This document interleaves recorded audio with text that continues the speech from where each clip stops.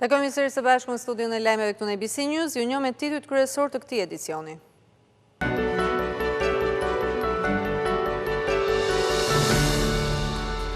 OSB ul palët në tryezën për reformën zgjedhore, opozita jo parlamentare propozoi një formulë të re që nuk përfshin parlamentin. Pa kënaqësi nga opozita parlamentare, reagon Rama nga Shtetet e Bashkuara të shpejtojnë procesin.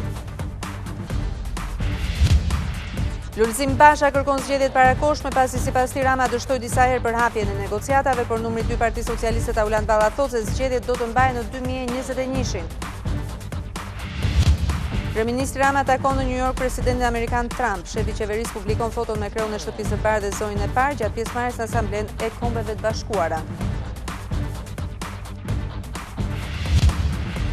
Arta Marku, Fatjona Memçaj dhe Ulsian Çela janë tre kandidatët që do të vazhdojnë garën për prokuror përgjithshëm. KLP-ja paraqet emrat kuvendit që do të vendosë për njërin prej tyre. Ministria e Financave do të rimbursojë 100% bizneset për dëmet e shkaktuara nga tërmeti. Tiranë Velia premton se rikonstruksioni i shtëpive të dëmtuara do të mbarojë para vitit të ri.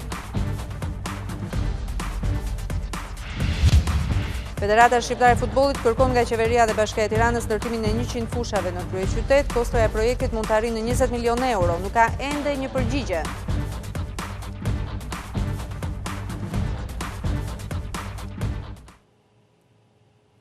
Nisim e gjerësisht me lajmet. Partia Demokratike ka propozuar sot një formulë të re për reformën zgjedhore, një formulë që nuk përfshin parlamentin. Rikthimi i saj në tryezën e OSB-s nuk është pritur mirë nga opozita parlamentare, e cila shkaktoi debate të shpeshta në takim, duke detyruar ambasadorin e OSB-s të kërkojë rikthimin në normalitet.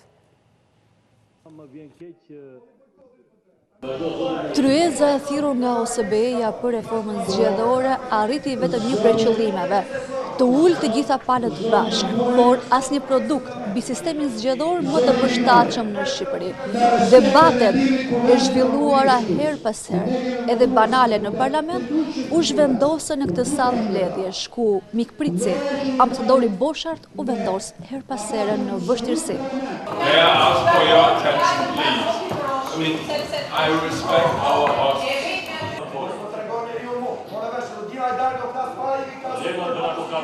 Partia Demokratike, LSI-ja dhe Partia Republikane propozuan përmes Ivi Kasos një formulë të re për reformën zgjedhore që përjashton parlamentin.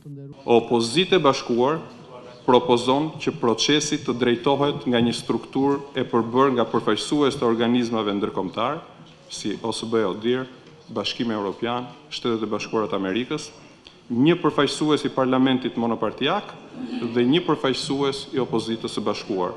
Faktin që vini dhe thoni në këtë tryezë do të thotë që dritarja e dialogut është e hapur, por natyrshëm gjithmonë dëshirojmë që tonet të ulen. Pas kësaj, përfaqësuesit e opozitës u larguan, duke shkaktuar zhurmë nga opozita parlamentare.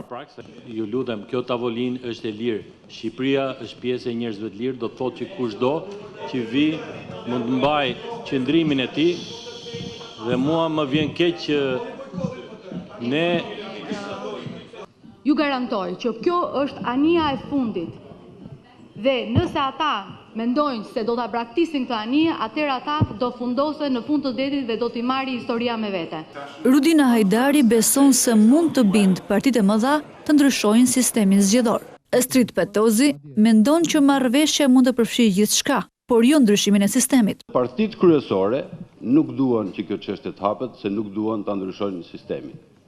Unë nuk dua të mërzis Rudinën, por shenjat janë gjitha të tilla. Por nuk është komision, o zotria, kuptoni. Të lutem me shëndet. Me leve si vëmë. Zoti Gjuzi është parlamentar, zotria Sherret për radhën e mbajtjes së fjalimeve bën që opozita e re të largohej nga tryeza. Ne nuk mund të bëhemi fasad për të legjitimuar një fejes martes PD-PS. Kjo gjë nuk i pëlqeu Rudina Hajdarit. I zhgënjur nga sjellja opozitare, u shpreh dhe Boshart. Jemi në një situatë të vështirë dhe duhet të bëjmë hapa të vegjël. Sigurisht që nuk jam i lumtur. Njerëzit po humbasin mundësitë që ju ofrohen.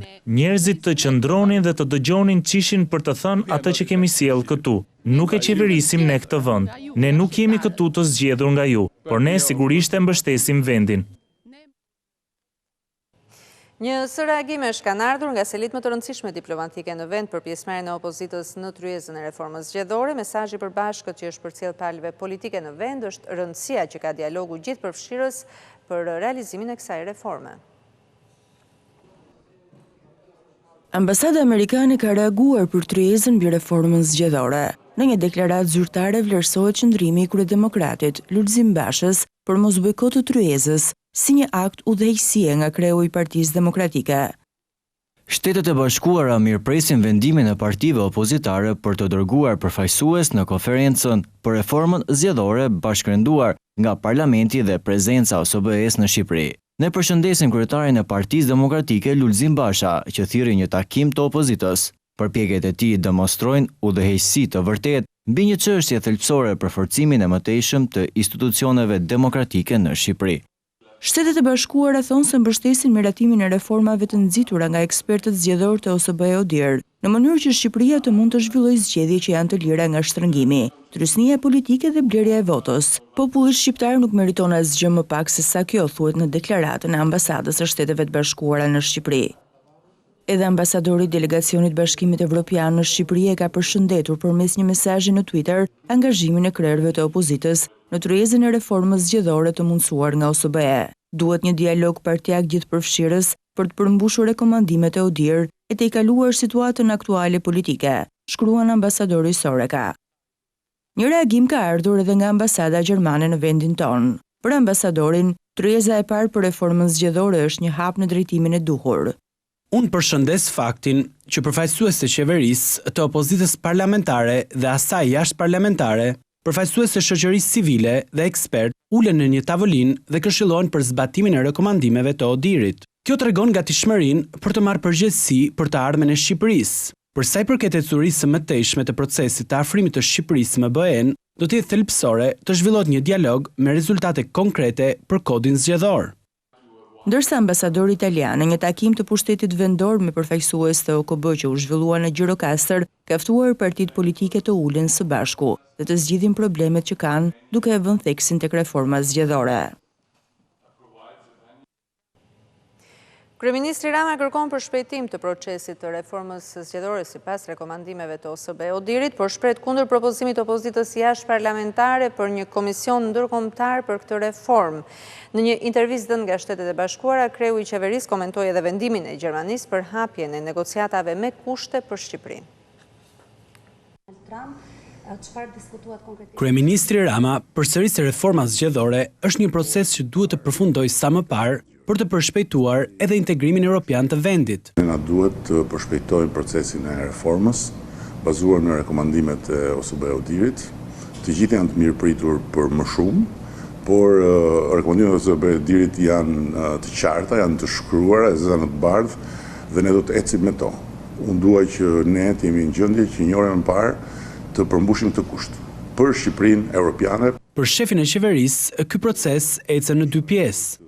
Pjesa e parë është përmbushja e këtij kushti dhe garantimi i një ligji zgjedhor që ka brenda të gjitha rekomandimet e OSBE-ODIR-it, dhe pjesa e dytë t'i japim kohë vetes që diskutojmë për gjitha aspektet e tjera, do të dëgjojmë me respekt të gjitha kontributet, të gjitha idet. Ne jemi partia e shumicës, kemi dhe ne idet tona, kemi dhe ne kontribute për të dhënë përtej këtyre, por në raport me Bashkimin Evropian duhen këto dhe në raport me zgjedhjet e ardhshme këto janë të domosdoshme. Ka tani për ne është prioriteti prioriteteve është kalimi i të gjitha ndryshimeve në ligjin zgjedhor që kanë brenda të gjitha rekomandimet e OSBE-ODIR-it. Për këtë do duhet harmonizim patjetër edhe me OSBE-ODIR-in dhe me partnerët, ndërkohë që strukturë ndërkombëtare, ndërmjetës ndërkombëtare dhe përkthyes të gjuhë huaj për të marrë vesh me shqiptarëve, unë për veten time nuk kam për të pranuar asnjëherë.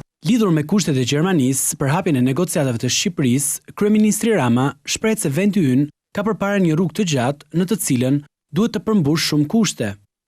Është gjë më normale që të mësohemi tash në tutje se duke çelur negociatat, kemi çelur një rrugë ku do na duhet të përmbushim jo 2, as 9, po qindra, në mos mira kushte, në çdo sektor, për çdo aspekt, dhe të gjitha këto janë në të mirën tonë.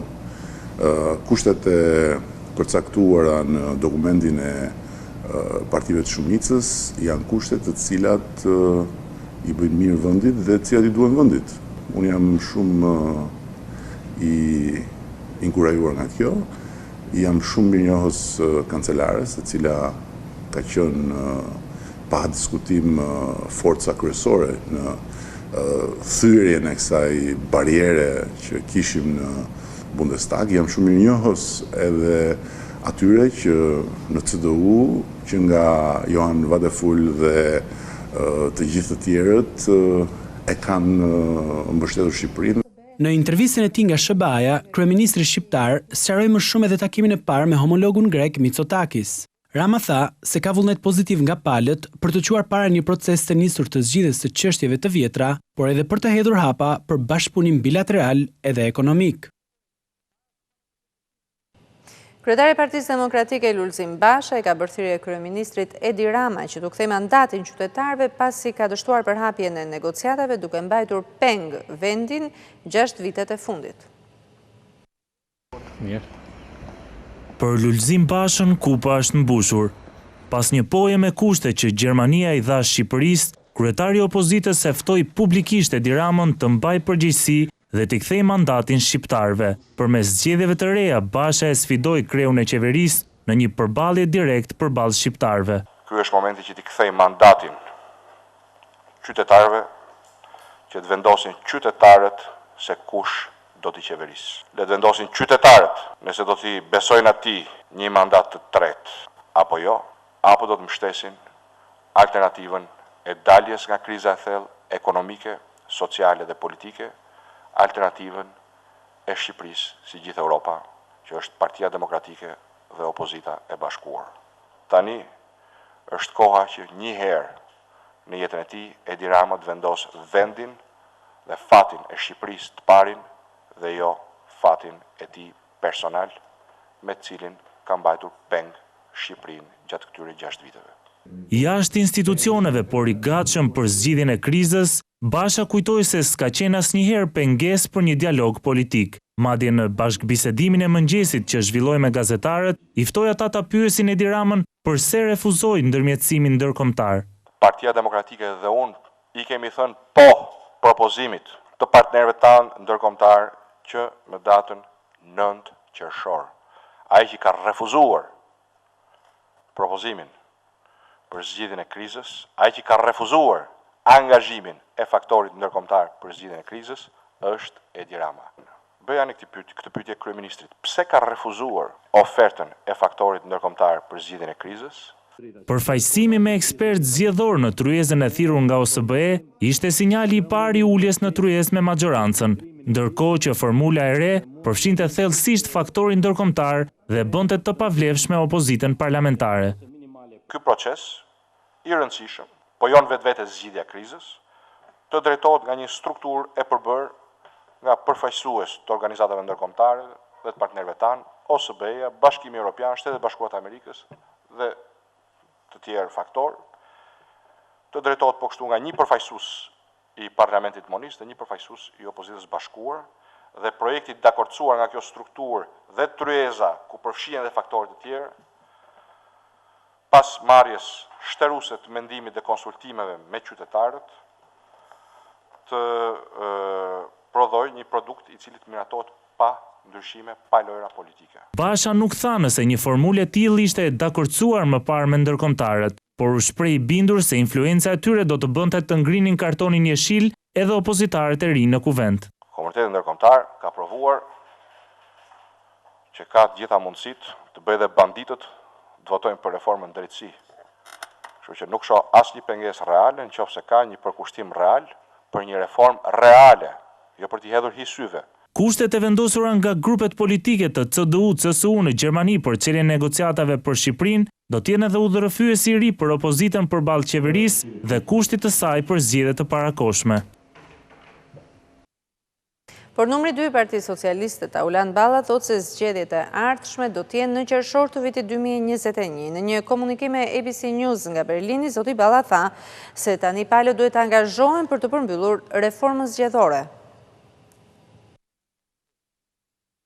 Bundestegu Gjerman do të miratojë këtë të njëjtë vendimin për të hapur bisedimet për anëtarësim mes Bashkimit Evropian dhe Shqipërisë, por me kushte. Numri 2 i socialistëve Taulan Balla kanë ndjekur nga afër vendimmarrjen gjermane dhe në një lidhje telefonike nga Berlini tha në ABC News se kushte ka edhe për Maqedoninë. Unë kam lexuar me vëmendje dokumentin edhe për Maqedoninë dhe aty në tekst janë të paraqitura qartë nevoja që Maqedonia duhet vijojë përpjekjet për forcimin e shtetit ligjor, përpjekjet për luftën kundër korrupsionit. Pra duhet kuptojmë që me rekomandimet që vinë nga Bundestagu, edhe në rastin e Shqipërisë, por në rastin e Shqipërisë ato janë më specifike. Balla shton se reforma në drejtësi u sulmua nga opozita dhe se është koha që ky e fundit të pranojë ftesën e Edi Ramës për dialog politik. Ata që kundërshtuan, vazhdojnë ta kundërshtojnë, ata që bën çdo përpjekje për bënuar reformën në drejtësi, duhet shohin vetveten në këtë. Prej kohësh kemi shtritur dorën e bashkëpunimit, sikurse ja kemi bërë qartë edhe Partisë Demokratike që vetë përjashtimi nga institucionet e zgjedhjeve demokratike nuk i bëjnë mirë as Shqipërisë, por edhe interesave të partisë tyre politike. Numri 2 i mazhorancës nuk pranon përgjegjësi politike për kushtet e Gjermanisë dhe përjashton mundësinë për zgjedhjet parakoshme. Poja e thënë nga Parlamenti Gjerman është si drita e diellit, megjithëse unë nuk kam ndonjëherë dyshim që i vetmi njeri që sheh hije edhe kur dielli është i qartë është Basha, por sa i përket zgjedhjeve të ardhshme parlamentare, padyshim që ato të zhvillohen me një kod të ri zgjedhor, një kod të miratuar në kuvendin e Shqipërisë dhe ato do të mbahen në qershor 2021. Vendimi i Gjermanisë certifikohet në parlament këtë të njëjtë, ndërsa Franca, vendi më kritik, ende nuk ka shprehur asnjë qëndrim nëse do të jap ose jo një karton jeshil për vendin tonë. Kryetare e Lëvizjes Socialiste për Integrim, Monika Kryemadhi, shpreh të hapur për dialog me qeverinë, por akuzon kryeministrin Rama se ka qenë i pasinqert dhe pengues për zgjidhjen e ngërçit politik. Nëpërmjet këtij Monika Kryemadhi mohon të ketë kushtëzuar dialogun me qeverinë me kushtin e largimit të Edi Ramës si kryeministër, por pranon se mungesa e sinqeritetit të tij ka bërë që të dështojnë edhe përpjekjet e ndërkombëtarëve. Në një bashkëbisedim me gazetarët, Kryemadhi qartësoi se ka qenë Lulzim Basha ai që ka kushtëzuar statusin me të cilin Edi Rama do të ulej në tryezën e bisedimeve dhe kjo për shkak të asaj që ndodhi me marrëveshjen e vitit 2017. Ajo që zoti Basha ka thënë është e vërtetë, por zoti Rama ka qenë refraktar, ai absolutisht asnjëherë nuk ka qenë i sinqert dhe transparent për procesin e dialogut. Zoti Basha për hir të vërtetës, duke qenë se marrëveshja e 17 majit tregoi hapur që jo vetëm nuk i qëndron marrëveshjeve zoti Rama, por përkundrazi i kthen ato dhe në situata ose në mekanizma të tjerë, të cilët jo vetëm dëmtojnë politikisht partinë që ulet në tavolinë me to, por dëmtojnë edhe gjithë ambientin në cilën jetojnë shqiptarët, pavarësisht bindjeve të tyre politike. Vendimi pozitiv me kushte që grupet politike të CDU-CSU-s vendosën për çeljen e negociatave për Shqipërinë, për kryetaren e LSI-s është një shans i ri që jepet politikës shqiptare pas një skaneri të plot që gjermanët i kanë bërë krizës që po kalon vendi.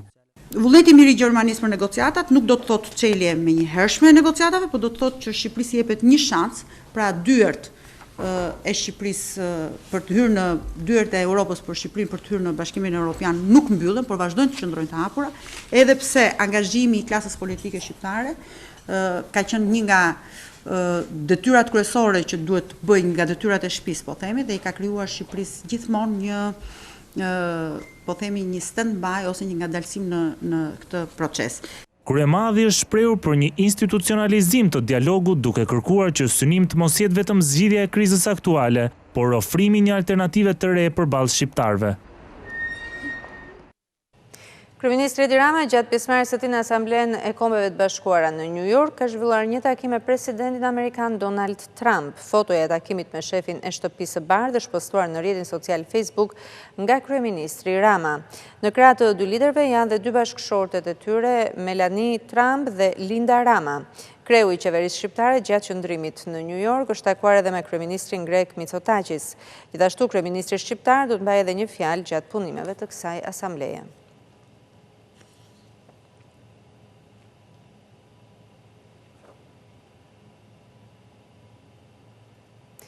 Ish-nën kryetaria e Kuvendit zonja Josefina Topalli ka bërë thirrje të rinjve që të krijojnë një lëvizje të re pasi vendi është i papërfaqësuar, 4 politikanët që sot drejtojnë vendin sipas saj duhen larguar. U deshën të kalojnë 40 vjet që të rikthejnë auditorët e Universitetit të Shkodrës. Përballja me të rinjtë e bën të udhtojë në kujtime, të ndalet në ditët kulminante të jetës, të cilat e kanë bërë të prek ekstremet, majën dhe fundin. Kam qenë edhe punëtore bujqësie, edhe kryetare parlamentit. Djesit ja përcolli edhe me mesazhe. Unë kur nuk e kisha parë në ëndër të bësha kryetare parlamentit. Por kurrën e kurrës nuk mund të besoja se në liri vendin ynë të vunte nga mungesa e përfaqësimit sepse dikuj për të ruajtur karrigen e vet i interesonte djegja mandateve dhe mos hyrja në zgjedhje.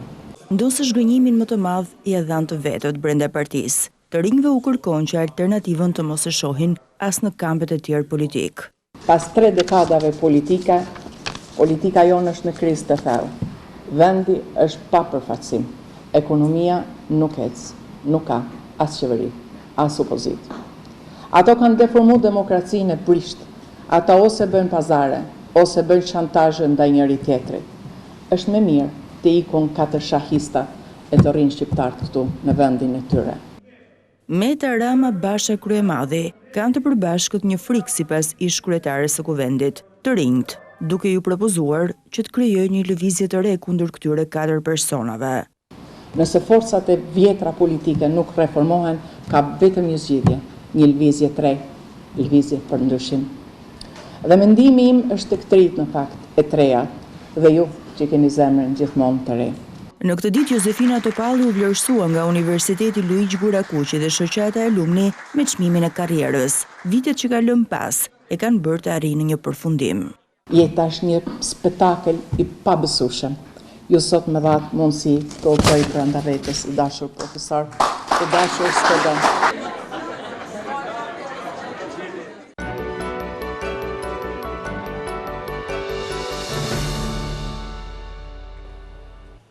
Mediat greke kanë publikuar sot pasdite një lajm se forcat e policisë greke po zhvillojnë një operacion për kapjen e 2 gomoneve të nisura nga Shqipëria, të cilat dyshohet se po transportonin drogë. Sipas mediave greke, një nga 2 gomonet ka ndaluar pasi është shëlluar nga një snajper i rojës bregdetare greke. Në bord u gjetën dhe u arrestuan 3 persona, 2 shtetas shqiptar dhe 1 italian. Mjeti lundrues po mbajnë në mbikëqyrje prej disa ditësh pasi, siç shkruajnë mediat vendase, kishte lëvizur nga Shqipëria drejt Turqisë në anën tjetër të ishullit Lesbos. Ajo u ndoq fillimisht nga roja bregdetare turke, por arriti të shpëtonte. Më pas u ndoq nga 10 anijet marinës greke të ndihmuara nga helikopter të misionit Frontex. Vazhdojnë kërkimet për gomonen e dytë. Policia shqiptare përmes një deklarate për mediat pas këtyre informacioneve sqaron se nga komunikimi paraprak me homologët grek, lajmi dhënë në media është tërësisht i pavërtet. Operacioni zhvillohet kufirin mes Turqisë dhe Greqisë dhe jo në kufirin mes Greqisë dhe Shqipërisë. Nga komunikimi deri tanishëm dhe shkëmbimi i informacionit, thuhet në deklaratën e policisë shqiptare, nuk ka asnjë të dhënë që mjetet lundruese të jenë nisur nga Shqipëria. Deklarata e policisë sonë sqaron më tej se gjatë operacionit, policia greke ka kapur një prej mjeteve lundruese brenda të cilit nuk është gjetur lënë narkotike dhe ka ndaluar 2 shtetas shqiptar dhe 1 shtetas italian që ndodheshin në bordin e skafit.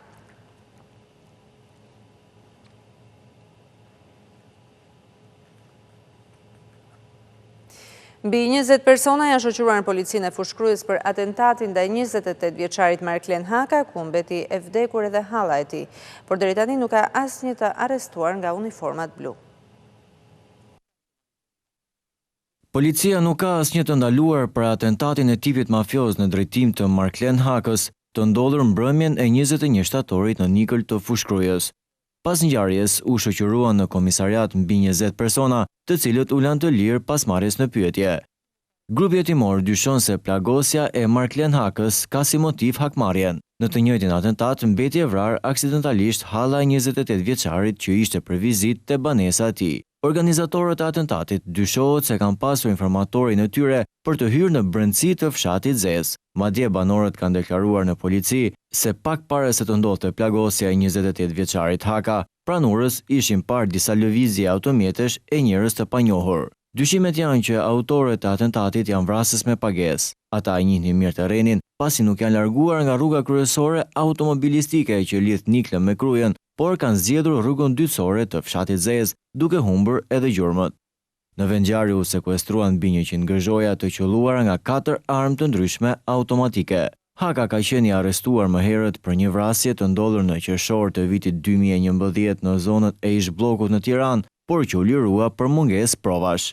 Edhe një vit më parë, Haka u prangos gjatë operacionit Forca e Ligjit, të zhvilluar në zonën e Niklës, por u lirua përsëri, ndërsa në banesë ju gjetën armëzjarri e lëndë shpërthyese.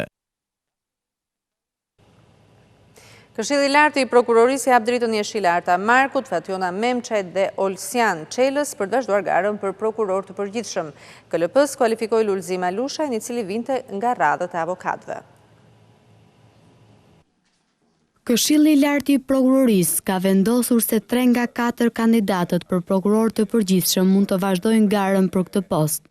Ata janë Arta Marku, Fatjona Memçaj dhe Olsian Çela, ndërsa kandidati tjetër Lulzim Alushaj nuk mund të vazhdojë më tej garën, pasi nuk plotësonte një nga kriteret kryesore ligjore. Avokati Alushaj nuk kishte 15 vite karrierë si jurist i spikatur në bazë të ligjit për funksionimin e prokurorive në Republikën e Shqipërisë. Vendimi i KLP-s mund të ankimohet brenda 3 ditëve nga marrja e njoftimit. Nëse gjykata administrative e apelit vendos të rrëzojë vendimin e KLP-s, atëherë qeveria e prokurorëve është e detyruar ta rikthejë në garë Alushajn.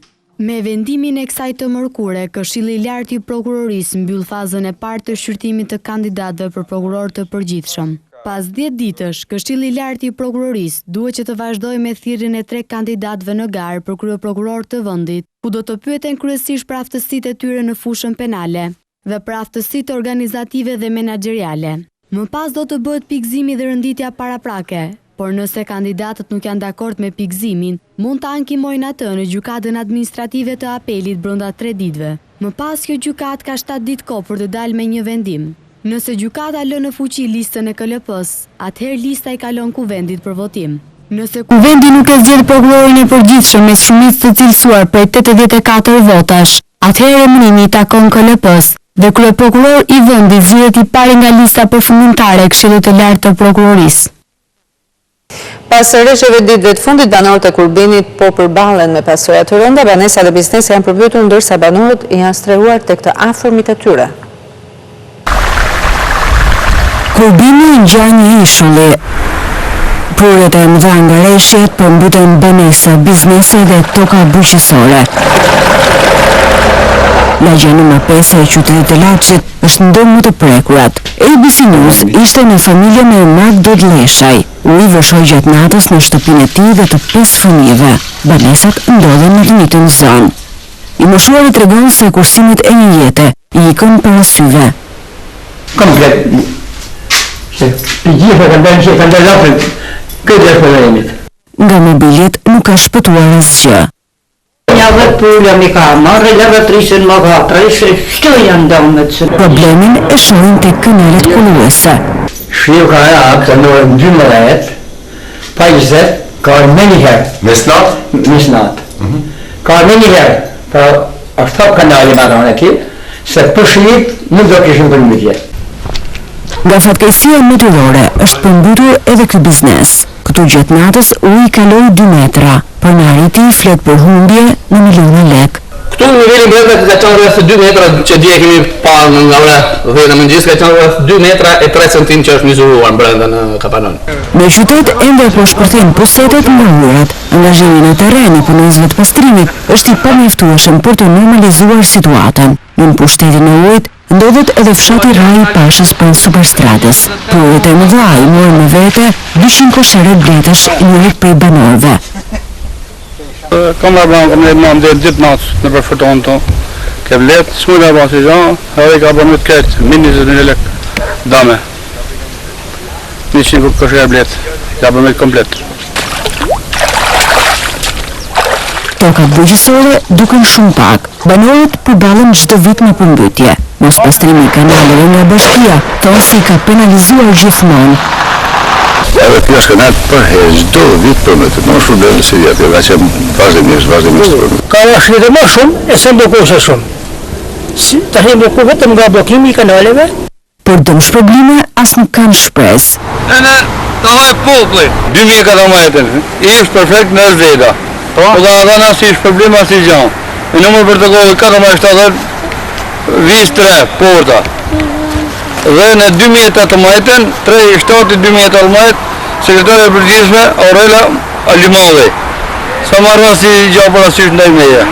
Ndërsa komisionet e vlerësimit të dëmeve ende nuk janë shfaqur në zonat e prekura nga përmbytja. Ministri i Brendshëm Sandër Leshaj thotë se përmbytjeve në lagjen Sanxhak të qytetit të Laçit duhet i jepet një zgjidhje përfundimtare. Ministri inspektor disa familje, banesat e të cilëve përmbyten sa herë që ka rreshje. Shtëpitë përmbytën pas çarjes së argjinaturës në kanalin afërsi të tyre. Kjo situatë ka bërë të pabanueshme banesat e kësaj lagje periferike të Laçit. Puna ka nisur për riparimin e dëmeve, por kaq nuk mjafton, tha ministri i Brendshëm Sandër Leshaj, që shkoi të shohë në ç'i situatë ndodhen. Këtu në Laç kemi dy probleme të mëdha, kemi këtë argjinaturën ose kanalin e urave të larta dhe kanalin që kalon përmes qytetit, rrojën që kalon përmes qytetit.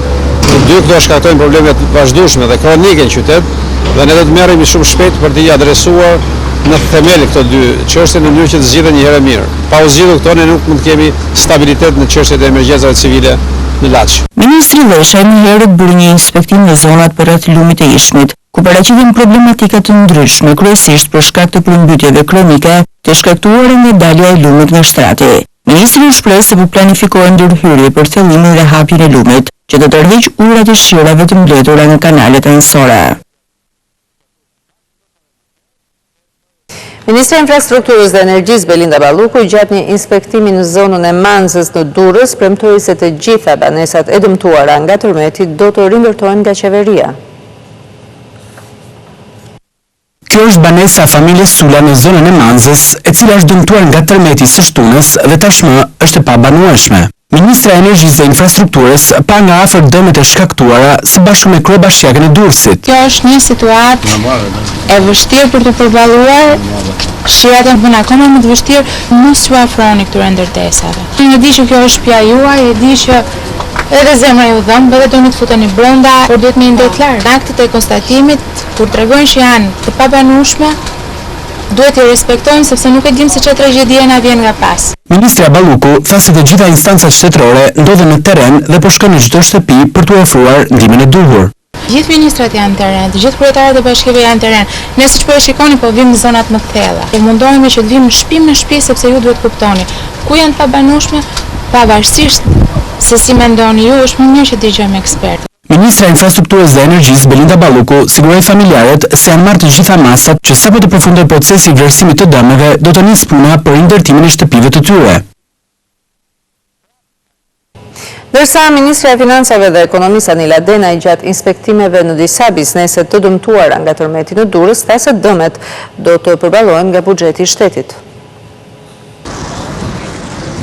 Nga do që në syt, shqiptarësoja që la pas tërmeti edhe në këtë biznes në Durrës. Tashmë është koha të bërë vlerësimit dëmeve që të nisë në njëherë më pas lëvrimi i fondeve nga buxheti i shtetit. Garancin për të rimbursuar u dha Ministria e Financave dhe Ekonomisë Anila Denaj. Ne nga buxheti i shtetit disponojmë fondet për ta mbështetur të gjithë pjesën e konstatimit të dëmeve me rimbursim. Pasi ky vlerësim dëmesh duhet të ndodhi këto javë dhe ne kemi mundësi që më njëherë të hapim fondin i cili është i plotë dhe do të ketë fonde shtesë në bazë të skemave që janë diskutuar Ministri i Financave që ditën e parë. Unë jap garanci që gjithë ky proces do të mbëlohet 100%. Gjatë bashkëbisedimit me bizneset të zonës, Ministria Denaj kërkoi mirëkuptimin e tyre për procedurat që do të ndiqen dhe theksoi nevojën për një mirë koordinim me strukturave shtetërore. Në mënyrë që vlerësimi i dëmeve të bëhet sa më shpejt dhe më pas të vijohet me pjesën e fondeve për rimbursimin e tyre. Të gjithë ekipet që vlerësojnë dëmet, qoftë në nivelin e çdo banese, ashtu dhe çdo biznesi, do të konstatojnë, do verifikojnë, do marrin proces verbale, ka një institut ndërtimi, ka një fond emergjence, janë këto strukturat të cilat krijojnë mundësinë e vlerësimit të dëmeve, sepse ata kanë specialistë dhe ne kemi orientuar të gjithë bizneset edhe qytetarët që të komunikojnë edhe nëpërmjet emaileve tona, por jo vetëm, edhe drejt për drejt. Ministri Edena u bëri thirrje të gjithë bizneseve për të solidarizuar me familjet dhe bizneset e prekura nga tërmeti. Familjet shtëpitë të cilave u dëmtuan nga tërmeti së shtunës Tiranë do të jenë në banesa të reja para vitit të ri, është kryebashkiaku Erion Veliaj që bëri këtë premtim gjatë vizitës së njërës prej këtyre familjeve në Petrel. Banesat e dëmtuara nga tërmeti në Tiranë kanë nisur të rindërtohen. Kryetari i bashkisë Erion Veliaj ishte në njërin prej tyre në zonën e Petrelës.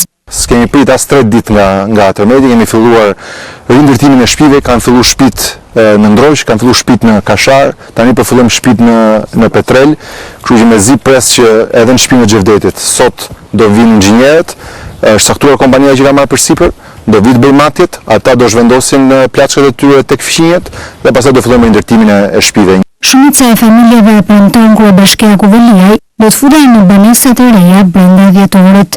Po vazhdojmë këtë proces të adoptimit të shtëpive pothuajse në të gjithë fshatrat e Tiranës, edhe unë besoj që shumica e familjeve, përfshirë familjen e Xhevdetit, vitin e ri do ta ham në shtëpinë e re.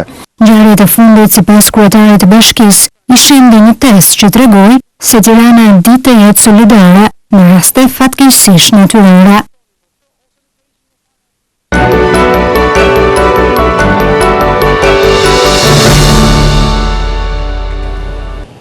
Në Kosovë ka nisur zyrtarisht fushata për zgjedhjet e 6 shtatorit, partive politike u bërë thirrje të respektojnë ligjet.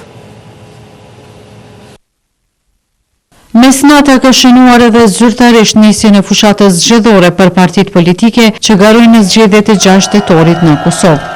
Lidhja Demokratike e Kosovës ishte ajo që zgjodhi pikërisht mesnatën të nisë fushatën në kryeqytet. Edhe partitë tjera kanë vazhduar gjatë ditës të proklamojnë ofertat e tyre për këto zgjedhje në qytete të ndryshme të Kosovës. KQZ-ja u ka bërë apel partive politike që të përmbahen ligjeve dhe rregullave zgjedhore për një proces të rregullt zgjedhor. Subjektet politike përmes angazhimit të tyre duhet të shërbejnë zgjedhjeve të lira, fair, demokratike në mënyrë që të arrijmë qëllimin e përbashkët. Ndërsa ambasadori i ri britanik në Kosovë Nicholas Abbott ka folur për premtimet e partive politike për luftimin e korrupsionit. Nuk është e mjaftueshme që të kemi vetëm deklaratat për luftim të korrupsionit. Qytetarët e këtij vendi kanë nevojë të dëgjojnë cilat janë maset konkrete që partitë politike dojnë të marrin në këtë drejtim. Fushata do të zgjasë deri më 4 tetor. 25 subjekte politike përfshirë shqiptare, serbe, turke, bosnjake dhe komunitete të tjera do të garojnë për 120 ulset e legjislaturës së 7 të Kuvendit të Kosovës. Blerta Dalloshi Berisha, ABC News, Prishtinë.